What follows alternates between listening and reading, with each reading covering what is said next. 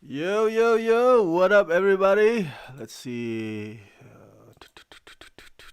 Okay, gotta double check, of course. YouTube Live. It's time for another review.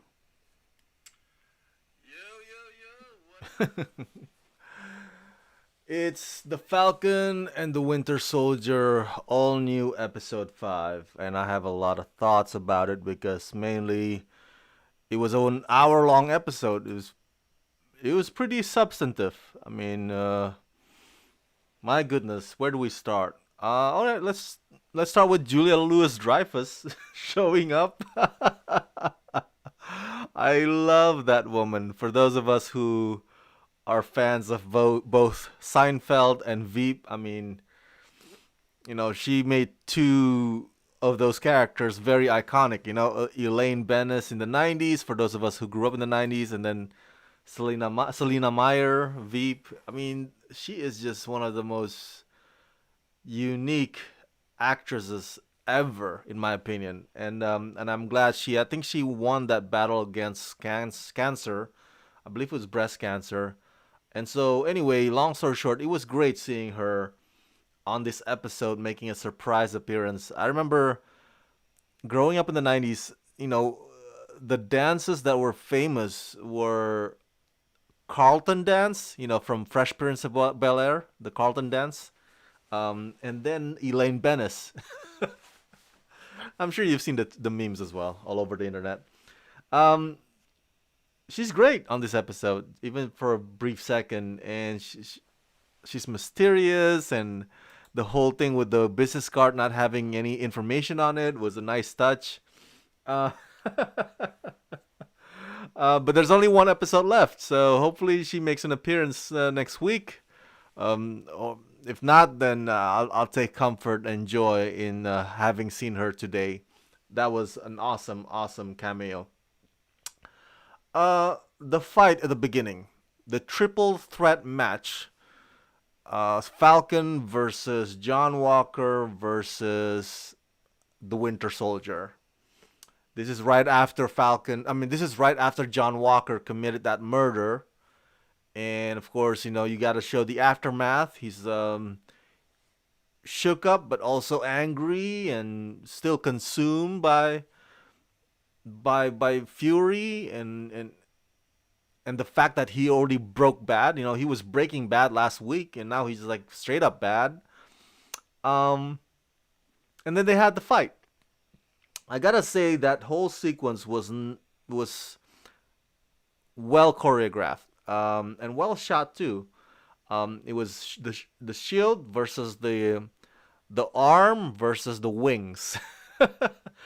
Unfortunately, the wings got broken off in the middle of that fight. And I made a note here that I don't know about you guys, but it looks like John Walker is a one trick pony. By that I mean he only has that one move that he repeatedly goes to every time, which is like he always pins down his enemy, right? His opponent. He pins him down on the ground, and then he would lift up his shield and aim for the neck, right? Just like the way he murdered that guy last week. So in this triple threat match, maybe it's not fair to call it triple threat. It's like more like a two versus one, all right? Because it's not necessarily Falcon fighting the Winter Soldier. It's more like team up. So, but anyway, let's just still call it triple threat. In this fight scene today, John Walker keeps making that move. It's like that's the only move he knows. Like that's his finishing move. I use pro wrestling terms a lot because I grew up a WWE fan. But anyway, he keeps doing that. He's like he pins the opponent down and he lifts the shield up and he aims for the neck. He did that more than I think 2-3 times. With Falcon and Winter Soldier. I was like, this guy doesn't know anything else but that.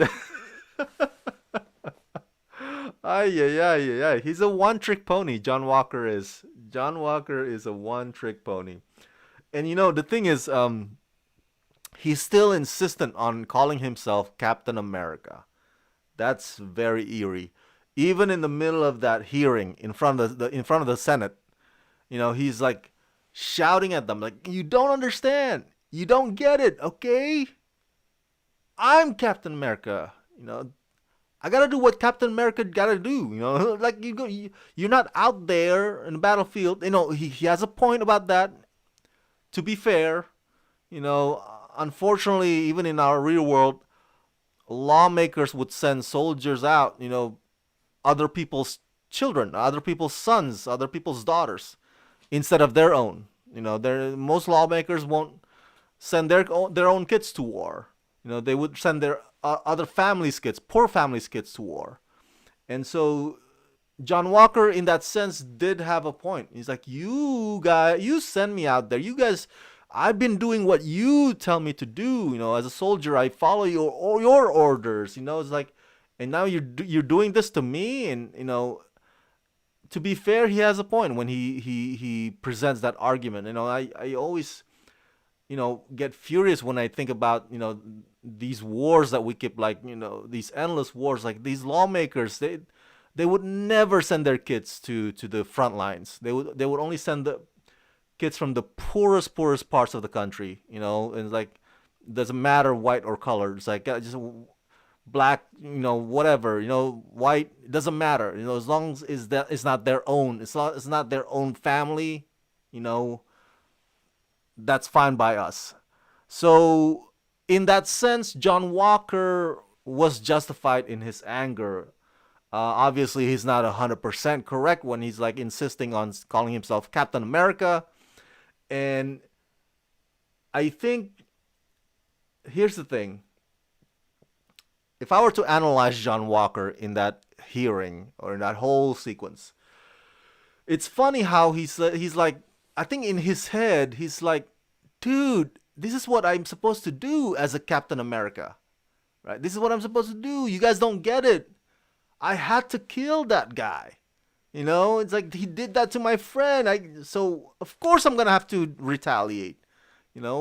So in his head, he's rationalizing it, thinking like, what I did was justified as Captain America. Instead of doing self reflection, instead of doing some sort of self acknowledgement. You know what I'm saying? Instead of pausing for a minute, it's like, I don't think Steve Rogers would have done this. I don't think I don't think this is what this shield symbolizes or represents. No, he didn't do that. He was so, you know, overwhelmed by his own self, like his own rationalization. He just doesn't take time to pause and reflect and maybe wonder, maybe I was wrong. It takes a certain level of mindset to get to the acknowledgement of guilt, to own up to oneself. And he's not doing that. He even you know even when he's visiting Lamar or Battlestar's family, you see that scene in today's episode. He was still going like, when the family asked him, like, was that the guy who killed my son? It's like he lied to them. It's like, yeah, and you know what? I was right to hunt them down and to do what I did, and so even he made the parents feel like what he did was justified, even though it wasn't. So it's just like he doubled down, man. He doubled down instead of like doing any type of self-reflection. I think a lot of us, I know I've been there as well. When I'm trying to deflect from my own guilt, like when we were trying to, because we don't like to admit that we're in the wrong. It's our human nature to don't want to admit that. It's like we just like would rather say, yeah, it's not my fault, it's that, or it's like, no, what I did was right. What I did was right. I'm gonna stick to it no matter what happens. So that's where John Walker's coming from. Remember, I told you last week, it's all about just him. He's thinking about how will this benefit me.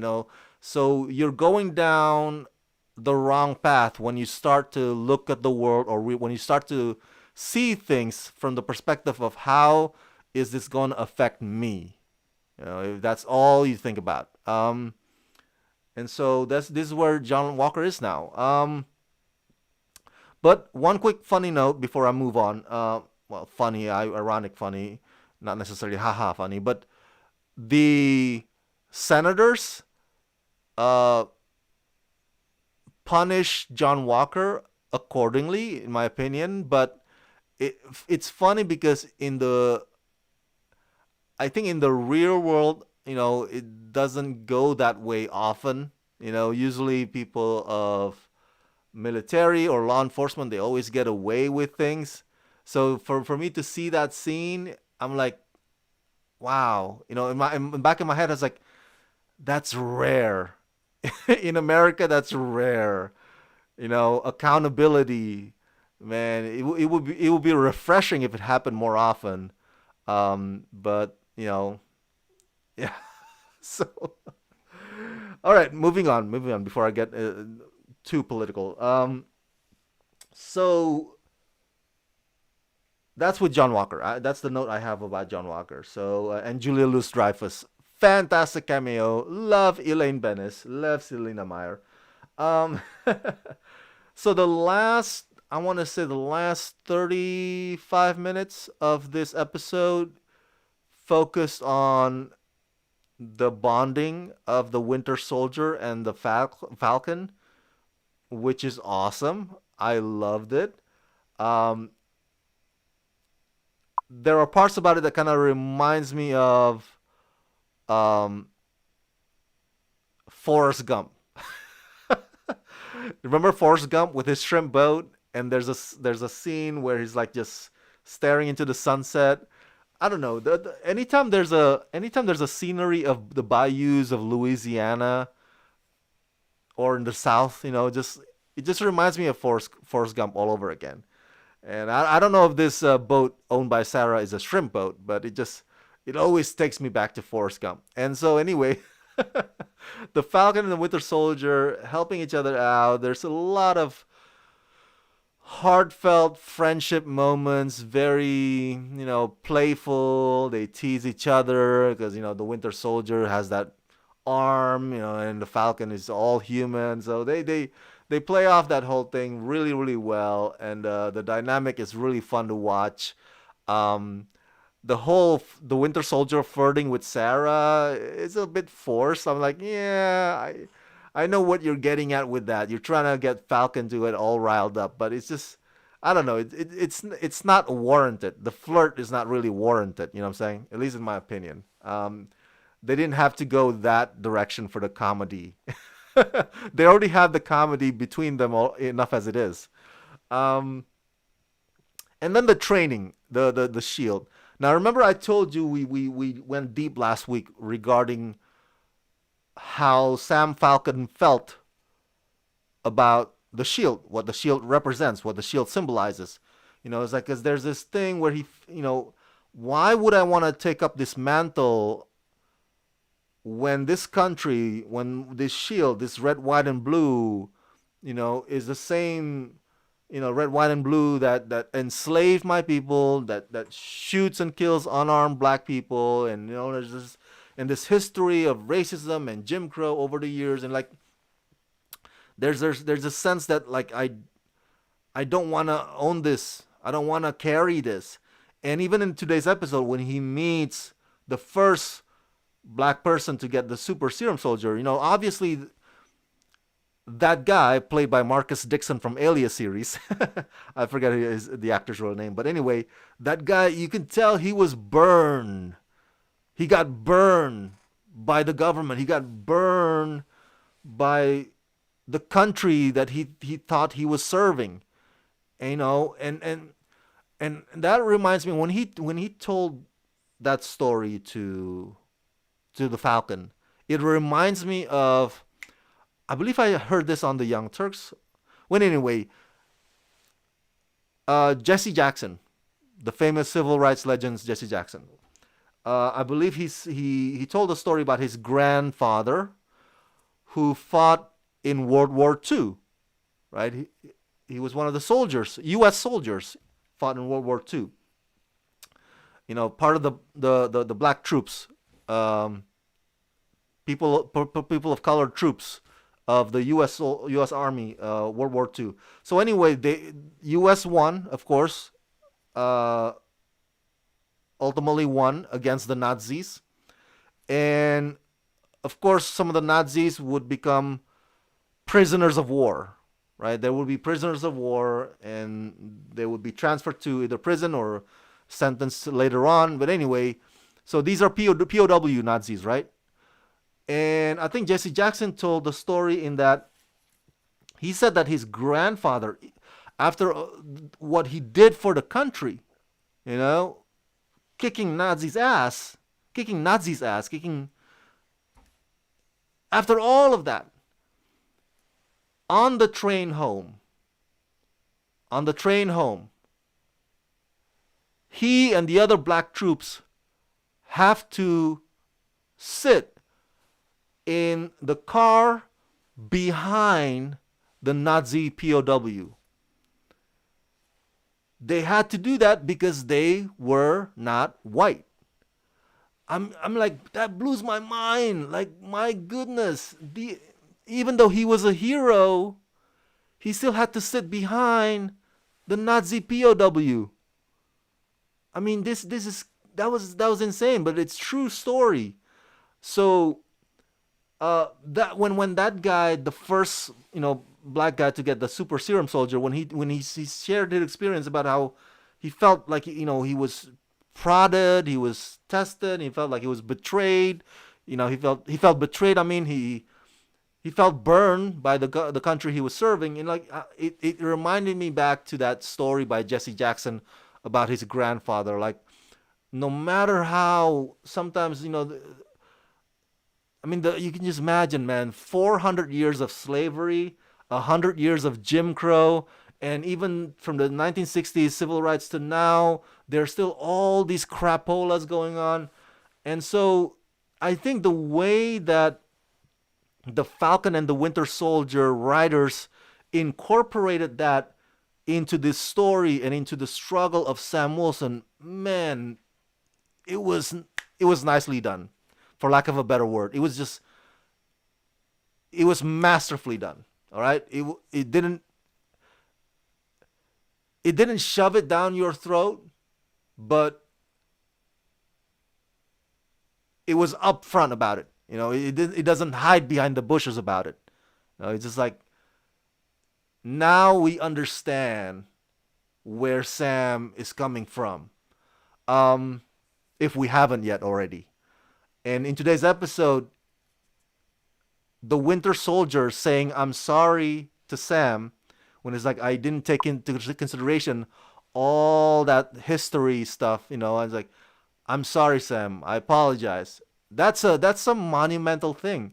That's like the writers of the show saying, man, it would be such a milestone if America actually apologizes for its history of all these hundreds of years, beating down African Americans. It would be such a. I remember seeing. I think Justin Trudeau, the Prime Minister of Canada, he went to the Parliament and publicly, openly, said, "I'm sorry to all the, I believe, to all the LGBTQ communities of Canada, who," he said, like, over the years we've treated you like second-class citizens. So I'm sorry." That's huge.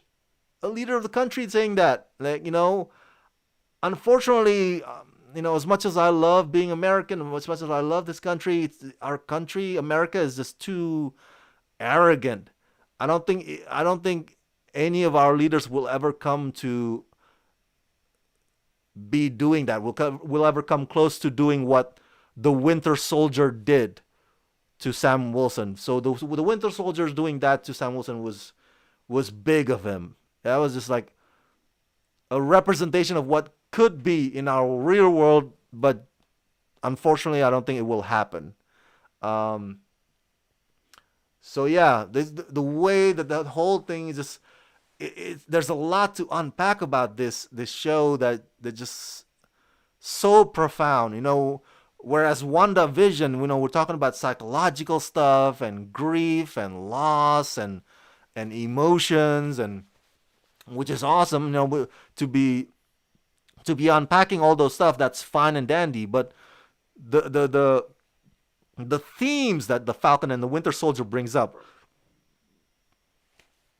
is so relevant, man. Even in our society today, yeah, profound is the only word that I can think of to describe it.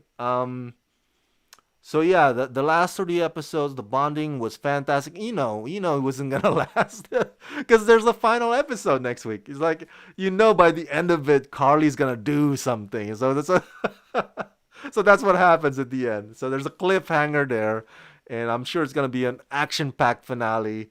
Um, it's fun seeing Falcon or Sam Wilson train with that shield, though. It looks like the whole thing was like um, training montage. When you watch Rocky movies or Creed movies, they always have a training montage. I'm like, dude, the Falcon can give Michael B. Jordan a run for his money. That was a great training montage. Very Rocky quality, very Creed quality. And whenever when he runs, uh, you go back to the memories of when he was running with Chris Evans or Steve Rogers. Remember that in the Winter Soldier movie? He's like, left, left, coming up your left. By the way, the triple threat match in the beginning of the episode, the Winter Soldier, John Walker, and Falcon, that is reminiscent of Civil War. Remember that with Captain America, the Winter Soldier versus Iron Man. So it takes you back to that again. So it's fun and it's awesome that these episodes kind of harken back to some of your favorite past Marvel movies. It's like, oh, they're paying homage to this or that and that. They're paying nods to this and that. So it's like, that's really, really cool. And so yeah, those are the notes that I have. I think if I'm missing anything, I spoke about Julia Louis-Dreyfus. She's so awesome. Oh yeah, Elaine Benes. Oh, Selena, Elaine Benes, Selena Meyer. So, yeah, oh yeah, and Zemo finally got his comeuppance with the Dora Milaje, and that's fine. That's cool. I have no strong opinions about Zemo. I think overall it's just fun seeing Zemo becoming or being a viral sensation with his club dance, and I will always have that, or we will always have that. So, what do you think about today's episode of Juan Matias is here? Yeah, yes, definitely. Let's see, Bryce. They definitely were talking about deeper topics in the series. Yep, yep. Chat 66. One thing that's interesting is that if the final battle happens in New York, then I wonder if Spider-Man will appear, because it wouldn't make sense if he didn't appear. That's a good thought, yeah, because the cliffhanger did take place in New York City, didn't it? It did take place in like obviously Carly's goons or Carly's people are taking over in New York City, so we'll see if Peter Parker shows up. That would be a great cameo in addition to Julia Louis-Dreyfus. If it happens, man, it's gonna be trending on Twitter for like the next 24 hours after the finale airs next week. It'll be like, oh my god, Spider-Man shows up. I don't know if he will though, because Spider-Man is, he's what? He's always far from home, right?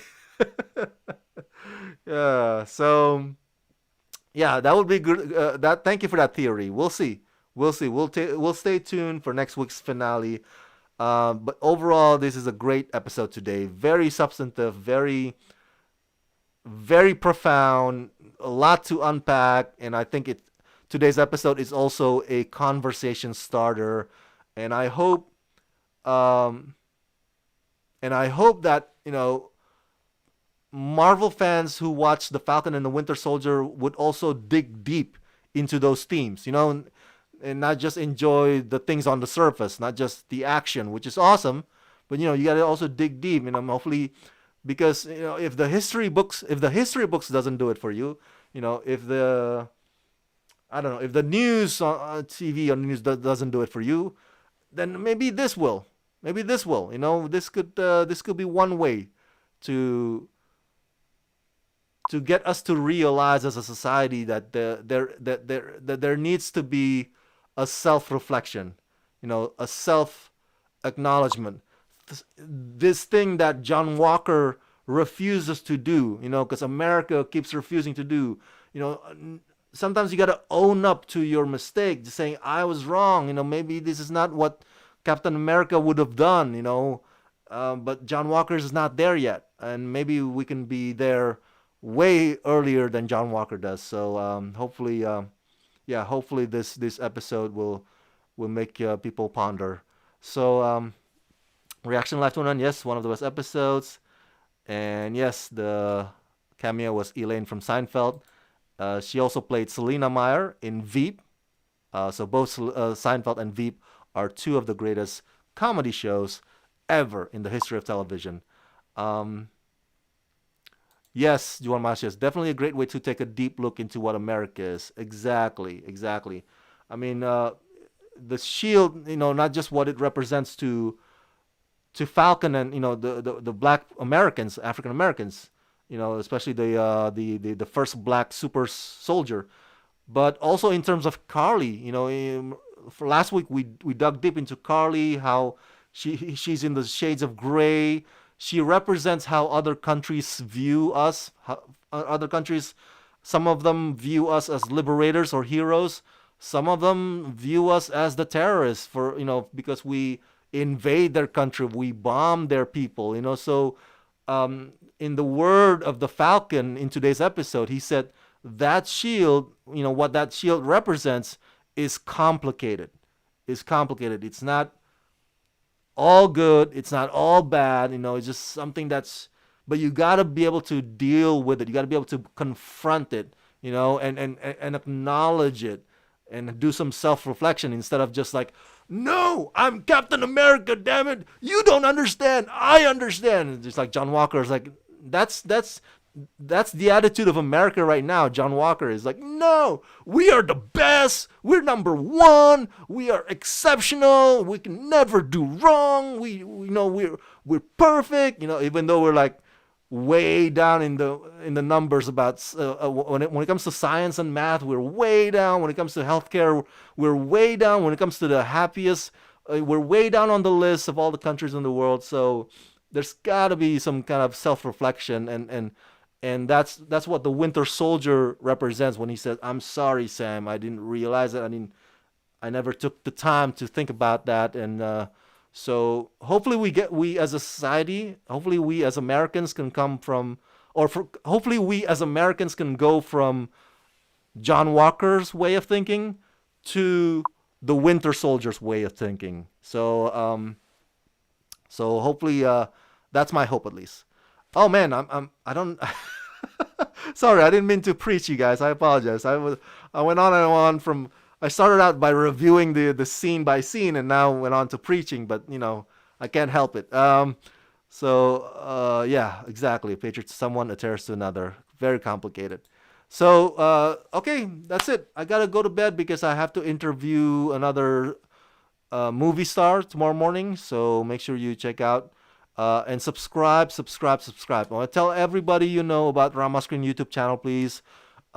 Spread the word, share my videos, and if you like the interviews, share them as well on your social media. I could really, really use the help. And what do you think about today's episode? Do you agree or disagree with my assessment of today's episode? What's your theory? What's your question? Share them in the comment section below. And as always, and thank you, Juan Macias, and thank you, Reaction Live 21. Thank you, Arub Guy. Thank you, Chat66. Thank you, Rijab Ubdaya. Everybody who chatted with me. Subscribe. Let's rock this.